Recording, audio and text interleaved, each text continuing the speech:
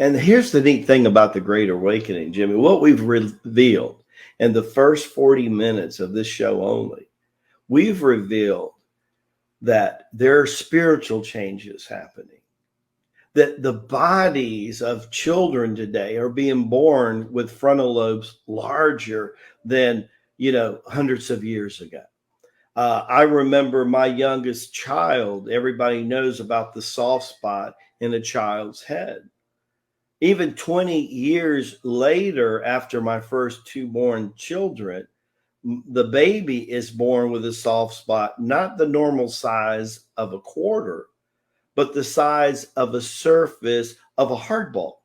And I remember normally that soft spot will close in about 6 to 18 months. I remember 18 months later, that membrane was still open. If you go back to ancient mystical rituals that have existed on this planet, especially back to Monte Picchu in Peru, where seven Spanish angels anchored themselves in seven different mountains, where healings were happened instantaneously from the light of God, just hitting those mountains and reflecting.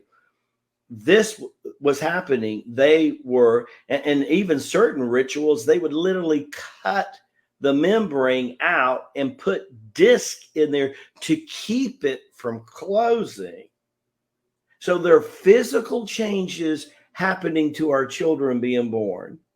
There's metamorphoses and transformationals that's happening with us through second birth. Simultaneously, what is Abba doing? Boom, boom. Every day he's increasing his light emissions from heaven into the atmosphere of 3, 4, and 5D. And I remember, I'll never forget, the early first Lama, Boganathar Lao Tzu, says, God's not God unless he's God in all dimensions. God is not an absent God. God does not let his children to fend for themselves. God is God in the 3D as much as he is God in the 5D. And the moment you meet him where he's at, you get your walking papers, and then we all set ourselves up for the Enoch experience, because that's what's coming, folks. What's coming? Just think of Enoch and what happened.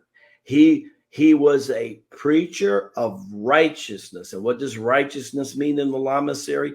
Right use of God's laws. Remember, God's ways, God's laws are not man's ways, and man's law. Learn his ways, learn his laws, and ascend. And ascend.